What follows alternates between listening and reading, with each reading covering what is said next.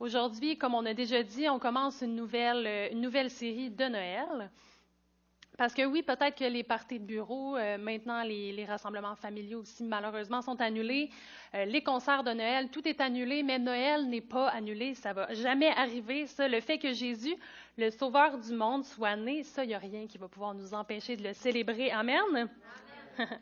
Paul nous dit dans Romains, j'ai l'assurance que ni la vie, ni la mort, ni les anges, ni les dominations, ni le présent, ni l'avenir, ni les puissances, ni la hauteur, ni la profondeur, ni aucune autre créature ne pourra nous séparer de l'amour de Dieu manifesté en Jésus-Christ notre Seigneur. Amen. Amen.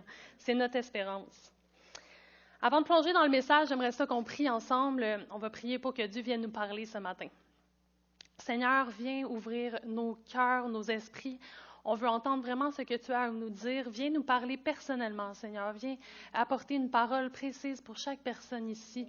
Viens nous donner ta joie à travers cette pandémie, Seigneur, qui est plus difficile. Viens, Seigneur, prends toute la place ce matin. Sois glorifié. Amen.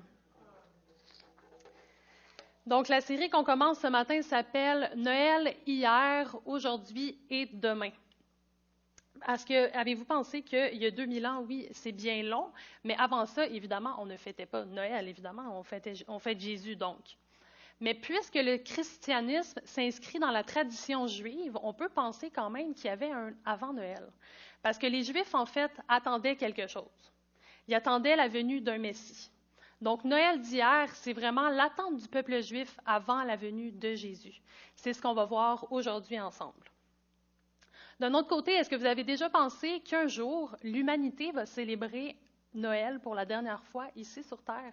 Ça va arriver le dernier Noël. C'est quand même spécial de penser à ça. Parce que la venue du Messie était attendue, comme je viens de le dire. Elle est arrivée comme on le sait. Mais on attend encore Jésus pour une seconde fois. On attend encore sa venue. Ça, c'est Noël de demain. Par cette série, en fait, on veut dresser un peu une grande fresque du plan de Dieu pour l'humanité. En tout cas, ce qu'il nous a révélé, évidemment, dans sa parole, parce qu'on ne connaît pas tout, ça c'est clair.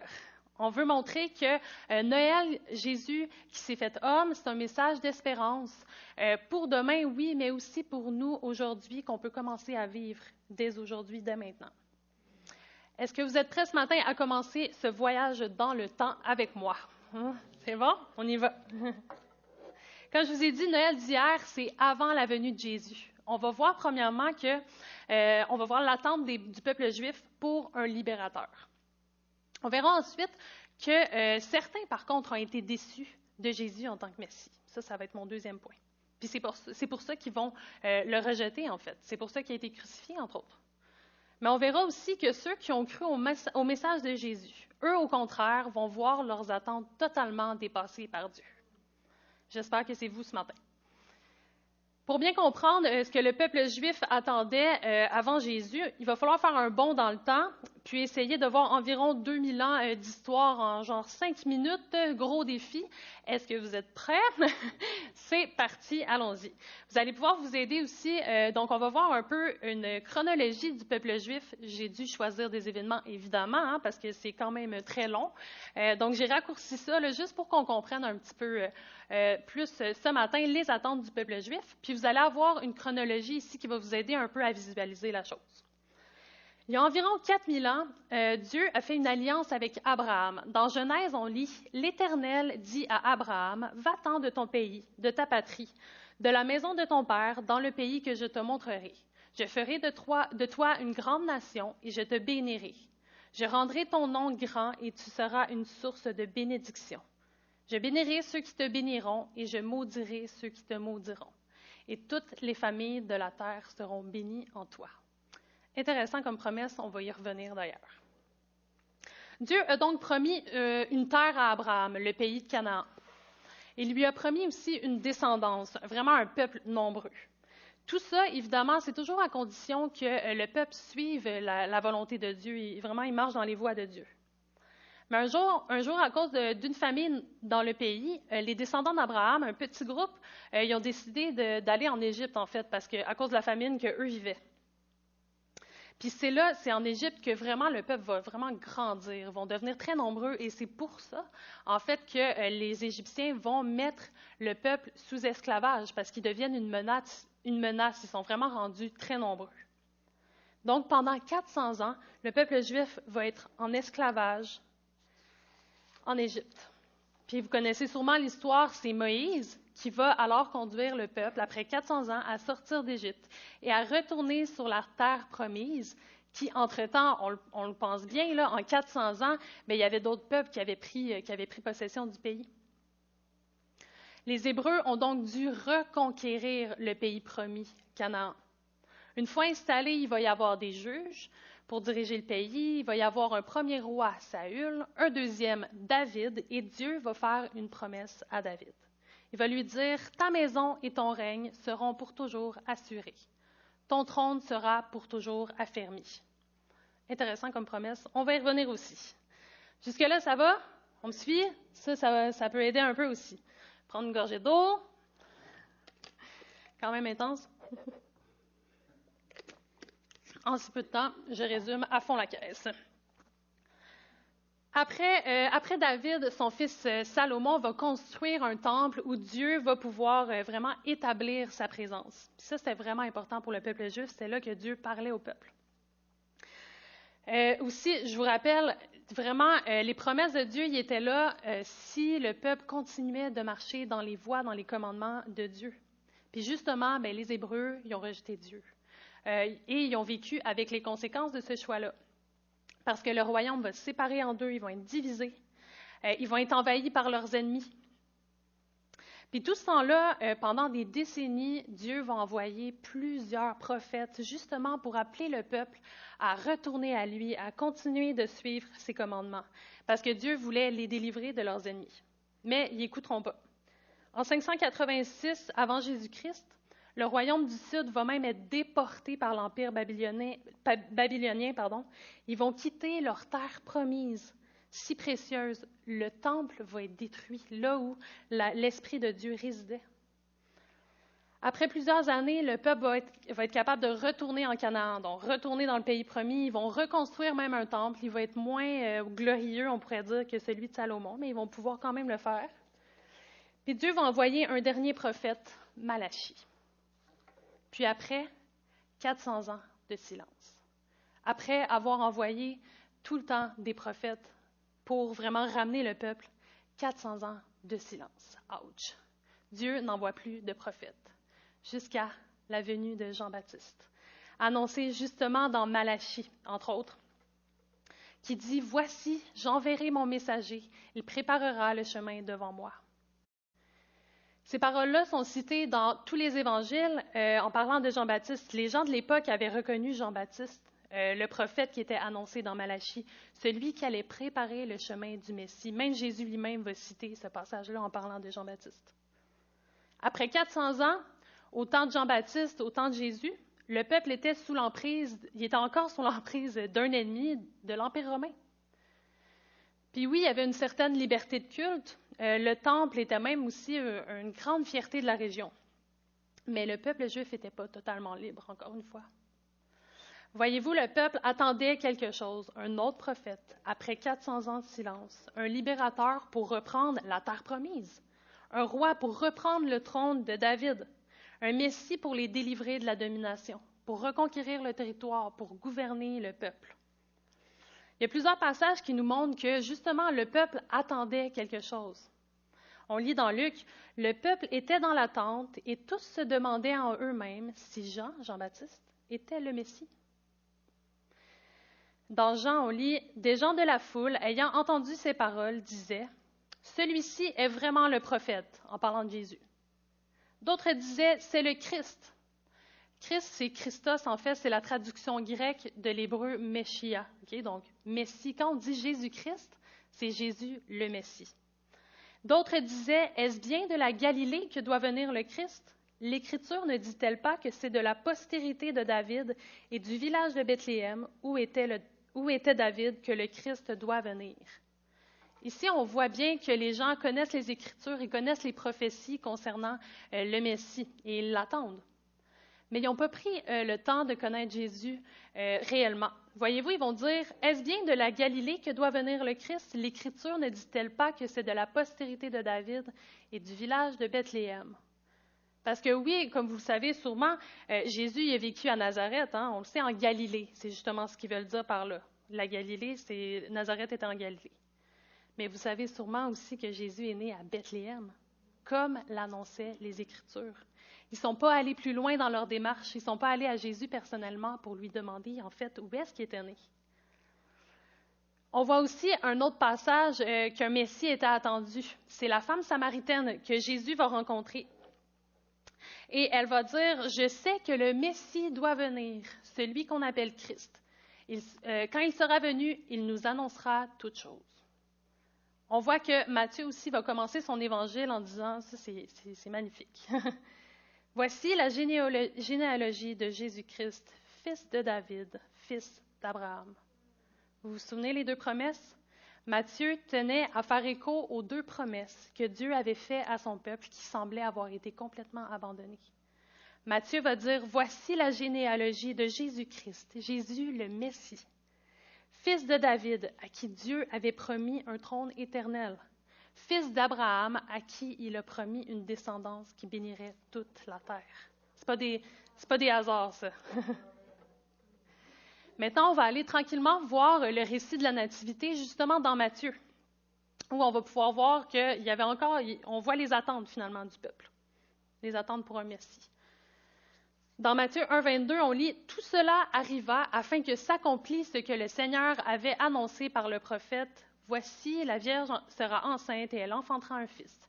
Et on lui donnera le nom d'Emmanuel, ce qui signifie Dieu avec nous. » Donc, ils vont citer vraiment toujours des prophètes pour dire « Hey, c'est lui, là. » C'est une citation du prophète Isaïe, ça. Encore une fois, Matthieu fait écho aux attentes du peuple juif.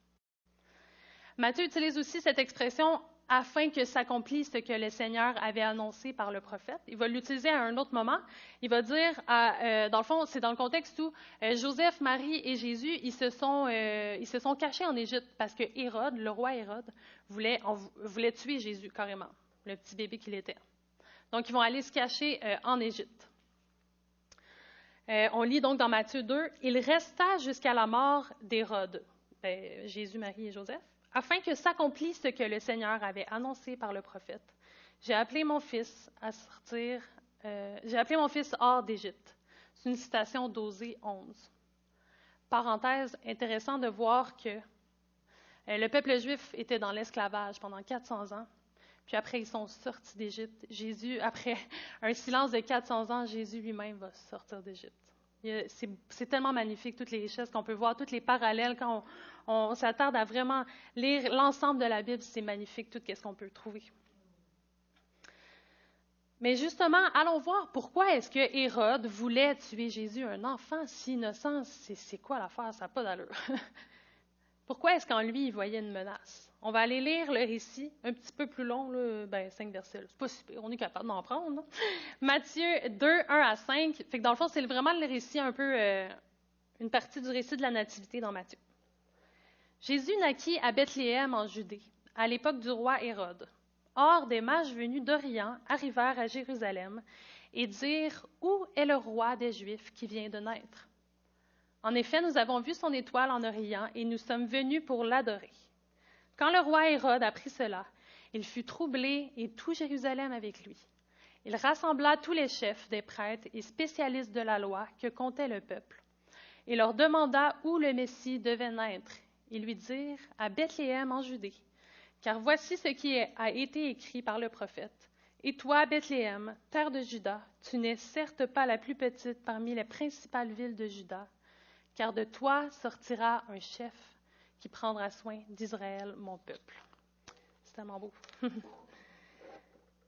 Les mages arrivent donc devant le roi Hérode et lui annoncent carrément que le roi des Juifs est né. Ils ne vont pas dire « Est-ce que le roi des Juifs est né? » Ils vont dire « Où est le roi des Juifs qui vient de naître? » Puis on voit la réaction d'Hérode ici et du peuple. Quand le roi Hérode apprit cela, il fut troublé et tout Jérusalem avec lui. Pourquoi il était troublé? Parce que peut-être celui qu'on attendait enfin est arrivé après 400 ans de silence. Puis ça veut dire quoi pour Hérode, puisque tout le monde attendait un roi qui reprendrait le territoire et qui gouvernerait? Mais ça veut dire que Jésus est clairement une menace pour Hérode. C'est pour ça qu'il va être troublé et qu'il veut tuer Jésus, parce que c'est une menace, un conquérant et un roi qui veut reprendre la royauté de son peuple. On voit dans les attentes même d'Hérode que tout le monde attendait un conquérant. C'est important aussi de souligner que c'est les chefs des prêtres et spécialistes de la loi qui vont confirmer le lieu de naissance de Jésus en citant le prophète Michée, okay? Parce qu'on va revenir à ce groupe de personnes-là dans quelques minutes. Bref, on voit bien que le peuple juif était dans l'attente de l'accomplissement des promesses et des prophéties. Puis après 400 ans de silence, Jésus semblait être celui qu'ils attendaient. Mais est-ce que Dieu, est-ce que Jésus, disons plutôt Jésus, est-ce que Jésus va combler leurs attentes? C'est ça qu'on va voir.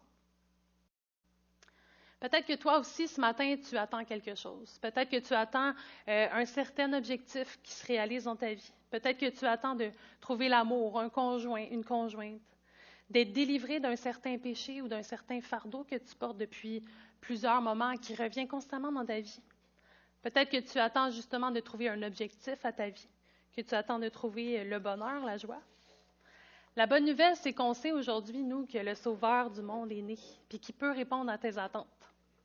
Mais attention, je ne veux pas te faire de faux espoirs. Il y a de fortes chances que ce ne soit pas de la façon dont tu t'imaginais. Mais inquiète-toi pas, on va voir plus loin que c'est encore plus grand que ce que tu penses. On vient de voir donc que le peuple juif attendait effectivement un Messie, comme je viens de le dire. Mais l'histoire nous le montre, certains ont été déçus du genre de Messie qui a été Jésus. Parce que justement, il ne répondait pas à leurs attentes. Ça, c'est mon deuxième point ce matin. Quand vous lisez les évangiles, on voit que le peuple souhaite à quelques reprises proclamer Jésus comme leur roi, surtout quand il fait son entrée triomphante dans Jérusalem, c'est un de ces moments-là. Le peuple aurait voulu que Jésus devienne leur leader, qui les délivre de l'Empire romain. Ils avaient des attentes pour la restauration du peuple d'Israël, comme dans le bon vieux temps, avec un roi à sa tête, un grand territoire florissant. Mais Jésus ne veut pas ça. C'est pour ça que souvent, il va se retirer. C'est pour ça qu'il va dire, quand il guérit quelqu'un, il ne va pas le dire. Mais entre autres, c'est aussi pour ça qu'il ne cherche pas justement cette popularité-là. Il ne veut pas ça, parce que Jésus avait un tout autre plan. Pourtant, Jésus, il était le roi des Juifs. C'est d'ailleurs le chef d'accusation qui va être écrit en haut de sa croix. Pilate va demander à Jésus, « Tu es donc roi? » Puis Jésus va lui répondre, « Tu l'as dit, je suis roi. Je suis né, je suis venu dans le monde pour rendre témoignage à la vérité. Quiconque est de la vérité, écoute ma voix. » Si Jésus était le roi d'abord annoncé par les prophètes, comment ça se fait qu'il n'ait pas repris Jérusalem, puis qu'à la place, il soit mort sur une croix? Mais il faut lire le verset précédent dans l'échange avec Pilate, justement. Jésus va dire, « Mon royaume n'est pas de ce monde, » répondit Jésus. Si mon royaume était de ce monde, c'est clair, mes serviteurs auraient combattu pour moi, afin que je ne fusse pas livré aux Juifs. Mais maintenant, mon royaume n'est point d'ici-bas. On se rappelle aussi, on l'a lu tout à l'heure, je vous ai dit qu'on reviendrait à la Samaritaine, qui savait qu'un prophète devait venir. Elle attendait le Messie. Puis voici un peu de son échange avec Jésus. « Seigneur, lui disait la femme, je vois que tu es prophète. Nos pères ont adoré sur cette montagne, et vous dites, vous, que le lieu où il faut adorer, c'est à Jérusalem. » Ici, je ne rentrerai pas dans les détails, c'est juste un débat théologique qu'il y avait à savoir où était la montagne sainte, là, mais je veux pas aller trop là-dedans, c'est pas ça le point aujourd'hui. Jésus va répondre, « Femme, lui dit Jésus, crois-moi, l'heure vient où ce ne sera ni sur cette montagne, ni à Jérusalem, que vous adorerez le Père.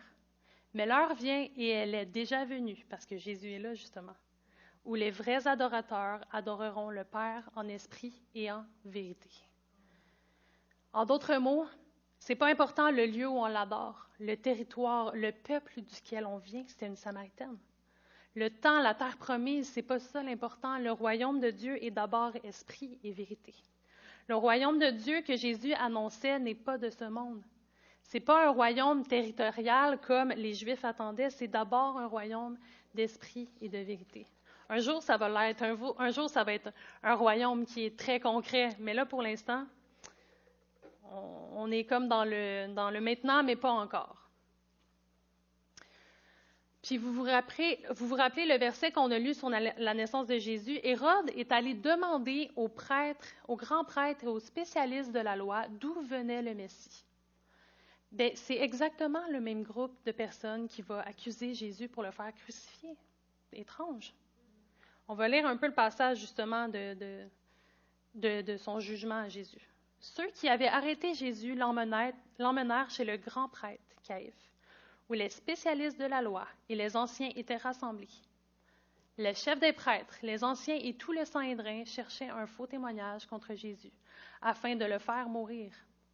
Le grand prêtre prit la parole et lui dit, « Je t'adjure par le Dieu vivant de nous dire si tu es le Messie, le Fils de Dieu. » Jésus lui répondit, « Tu l'as dit. De plus, je vous le déclare, vous verrez désormais le Fils de l'homme assis à la droite du Tout-Puissant et venant sur les nuées du ciel. » Alors le grand prêtre déchira ses vêtements en disant, « Il a blasphémé, qu'avons-nous encore besoin de témoins? Vous venez d'entendre son blasphème, qu'en pensez-vous? » Ils répondirent, « Il mérite la mort. » Le même Messie qu'ils attendaient, dont ils avaient même eux-mêmes annoncé le lieu de naissance à Hérode, ils l'ont rejeté. Pourquoi? Parce qu'un Messie, c'est une chose, mais Dieu lui-même, ça, c'est une autre chose totalement. Dieu qui s'est fait homme, c'était complètement impensable. Un blasphème même de penser que le Dieu saint qui louait depuis des siècles puisse être un homme, que quelqu'un puisse se prendre pour Dieu. Ils n'ont pas compris que le royaume de Dieu, que le plan de Dieu était complètement différent de leurs attentes. C'est intéressant parce que Jésus, lui, il n'est pas du tout surpris de leur attitude, parce que les prophètes n'avaient pas seulement annoncé le Messie, mais ils avaient aussi annoncé l'attitude que les gens allaient avoir face au Messie. Jésus va dire, « Pour eux s'accomplit cette prophétie d'Ésaïe.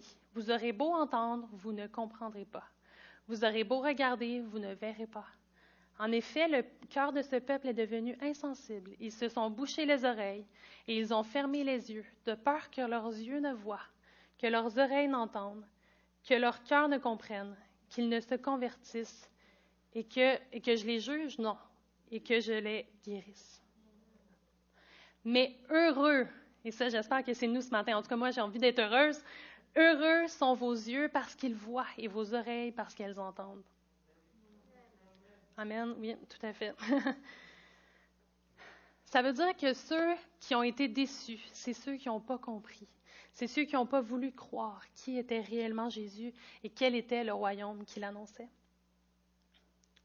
D'un autre côté, Jésus, comme on l'a vu, il va dire « Mais heureux sont vos yeux parce qu'ils voient et vos oreilles parce qu'elles entendent. » Pour ceux qui comprennent et qui croient qui est Jésus et quel royaume il a instauré, bien là, les attentes, ils sont complètement dépassées. C'est mon troisième point, mon dernier point ce matin. C'est le cas des disciples qui ont mis en place l'Église. Leur situation n'avait pas changé. Jésus n'a pas délivré le peuple dans l'Empire romain, on l'a bien vu, il a été crucifié. Jésus n'a pas gouverné sur terre, il ne les a pas délivrés de leurs ennemis humains. Au contraire, il était encore plus persécuté.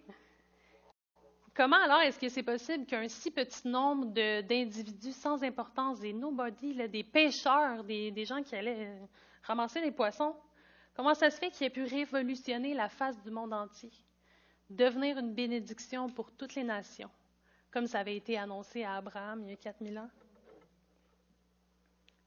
Parce que Jésus a annoncé un royaume beaucoup plus grand que ce à quoi il s'attendait. Un royaume pas seulement pour le peuple juif, mais pour l'humanité entière. Un royaume indestructible, qui est victorieux et puissant malgré n'importe quelle circonstance, malgré les persécutions, malgré les pandémies, malgré les catastrophes naturelles. Noël, Dieu fait homme, c'est l'annonce d'un royaume spirituel qui dépasse toutes les attentes. C'est Jésus qui nous donne accès à des réalités spirituelles que Dieu veut partager avec toute l'humanité. Si tu fais de Jésus ta priorité, si tu fais de lui le centre de tes pensées, je te promets que tu vas pouvoir goûter aux bénédictions qu'il a pour toi. la joie, la paix véritable qui est annoncée à Noël. Si tu te tournes vers Jésus pour lui demander de te faire goûter aux réalités spirituelles qu'il a pour toi, laisse-moi te dire qu'il va transformer ton cœur et ton esprit. Tes circonstances ne vont peut-être pas changer, par contre. Puis Dieu, il pourrait le faire. Il pourrait le faire, mais ça ne veut pas dire qu'il va le faire. Dieu, il y a un plan qui dépasse notre intelligence. Il veut nous faire passer par toutes sortes de choses. On lui fait confiance. Tes circonstances ne vont peut-être pas changer, mais Dieu veut te donner la joie au milieu de ta solitude, de ton manque de motivation pour la vie, de ta fatigue. Dieu veut te donner sa paix au milieu de tes problèmes financiers, de ton anxiété par rapport au lendemain, par rapport à l'actualité. Il peut te donner la foi alors que tu attends peut-être la réalisation d'une promesse que Dieu te fait depuis des années, de prières que tu fais depuis des années. Il peut te donner sa vie alors que tu es malade ou que tu te sens vide à l'intérieur. C'est ça Noël, Dieu qui descend lui-même sur terre pour amener son royaume céleste jusqu'à nous. Amen. Amen. Puisqu'on est dans le temps de Noël, je ne sais pas pour vous, mais moi, ça m'est déjà arrivé d'être déçue de certains cadeaux que j'ai reçus. Non, ça ne vient pas de vous, mes chers parents. En fait, je me rappelle d'un échange de cadeaux qu'on avait fait, je ne sais pas si maman, tu vas te rappeler. On avait fait un échange de cadeaux avec des enfants de mon école de musique où je prenais des cours de piano. Puis, il fallait chacun apporter un cadeau. Donc, quand on est arrivé dans la salle, là, il y avait des magnifiques cadeaux. Tout le monde avait apporté son cadeau. Il y avait des beaux gros cadeaux, un peu comme ceux qu'on a ici. Donc, moi, évidemment, j'enviais ces beaux gros cadeaux-là. Hein. Mais le problème, c'est qu'on ne pouvait pas choisir nous-mêmes notre cadeau.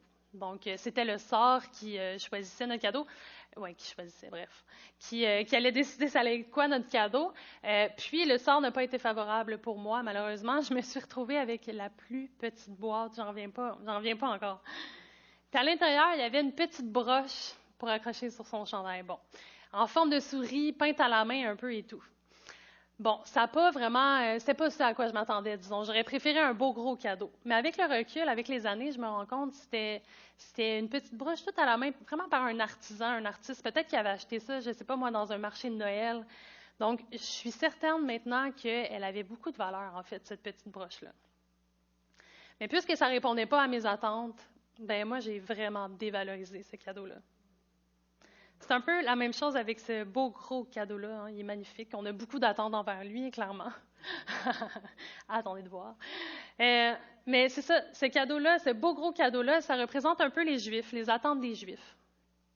Donc, eux, ils s'attendaient à ce qu'il y ait un conquérant, quelqu'un qui allait reprendre le trône de David, reprendre le territoire, la terre promise. Toi, même chose, peut-être que tu t'attends à ce que Dieu change tes circonstances autour de toi. Ça, c'est vraiment nos attentes, ce beau gros cadeau-là. Moi, je m'attends honnêtement à une magnifique machine expresso pour faire des cafés professionnels, tu sais, là, la belle mousse là, qui mousse à fond. Là. Moi, c'est ça. En plus, je trouve que ça ressemble quand même, là, tu sais, la boîte, ça pourrait être ça. Moi, je pense que ça va être ça. Là. On va aller voir, mais écoutons.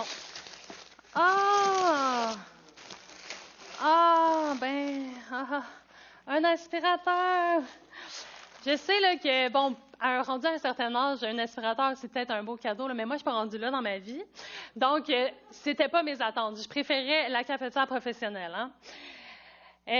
Mais bon, c'est ça, voilà, malheureusement. Donc, déception ici, mais si je redépose la boîte ici puis je l'ouvre pas, peut-être la personne qui me l'a donnée va me dire « Ah, tu l'ouvres pas, tu veux pas l'essayer, tu veux pas la monter? » Moi, je vais dire genre non, j'ai peur de la briser. Dans le fond, je veux sûrement la rapporter au magasin, mais ça, on ne le dira pas très fort.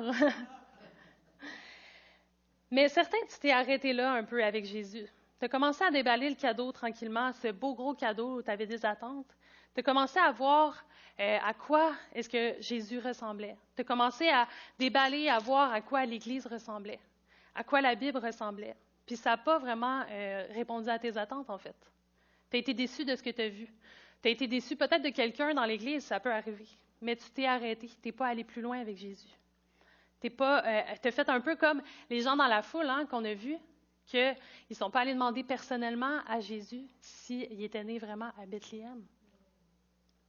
Mais ce matin, je t'invite à ouvrir le cadeau. Ouvrir ton cœur, à ne pas laisser tes attentes qui n'ont pas été répondues t'arrêter pour aller plus loin avec Jésus. Va personnellement le voir dans la Bible, dans la prière. Va le voir. Je ne sais pas si ça vous est déjà arrivé aussi que Dieu vous fasse des petits clins d'œil. Hein. Des fois, on dirait qu'il rit un peu de nous, mais tu sais, dans l'amour, là. Mais tu sais, des fois, des genres de petites blagues. En même temps, c'est lui qui a inventé l'humour. Mais tu sais, des fois, tu es comme, c'est bon, j'ai compris, là, Dieu, là, c'est correct. En tout cas, moi, ça m'arrive des fois. Mais aussi, ça vous est sûrement déjà arrivé de voir quelqu'un qui n'a pas emballé la bonne boîte dans le bon cadeau, etc., ou un très petit cadeau dans une grosse boîte, les classiques, hein, ces classiques de blagues, là, bon, on les connaît tous. Mais Dieu a fait un petit peu la même chose avec nous. Alors qu'on avait des grosses attentes pour ce beau gros cadeau emballé. Finalement, nos attentes ont un petit peu été déçues, fait qu'on n'est pas allé plus loin, on n'a même pas ouvert la boîte. Mais à l'intérieur, il y avait quelque chose qui valait bien plus que ma cafetière expresso. Il y avait une petite perle dans une grosse boîte comme ça, une petite perle de grand prix. Jésus, il va comparer son royaume à une perle de grand prix, justement, qu'on trouve quelque chose de précieux, quelque chose de rare. Dieu, il a emballé son cadeau d'une drôle de manière. Un bébé dans une étable, qui était en fait le Fils de Dieu. Dieu fait homme venu délivrer toute l'humanité entière. Tu peux croire à ce message-là ce matin. Julien, tu peux venir pour un dernier chant. On peut se lever ensemble pour chanter un dernier chant de Noël. Comment on s'organise?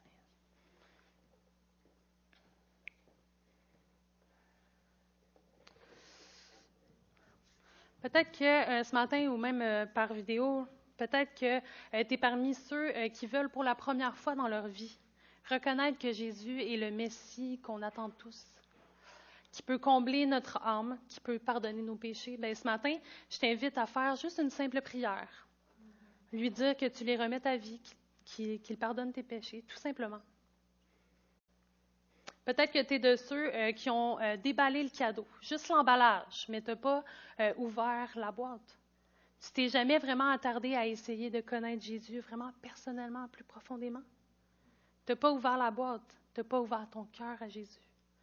Ce matin, reste pas insensible à l'appel de Dieu, rapproche-toi de lui. Finalement, peut-être que tu as déjà rencontré Jésus, mais que les circonstances de la vie font que tu es déçu. Tes prières, tes attentes, ils ne sont pas rencontrées, puis ça te déçoit. Peut-être que ça t'a même éloigné de Jésus. Mais ce matin, prends la décision de t'emparer de toutes les richesses spirituelles qu'il a pour toi, à tous les jours. Pas juste une fois par semaine, le dimanche matin. Jésus a tellement pour toi, il veut tellement t'offrir. Approche-toi de lui, tu vas voir, tu ne seras pas déçu. Célébrons ensemble Jésus ce matin, Dieu qui s'est fait homme, qui nous donne accès à toutes ces richesses spirituelles.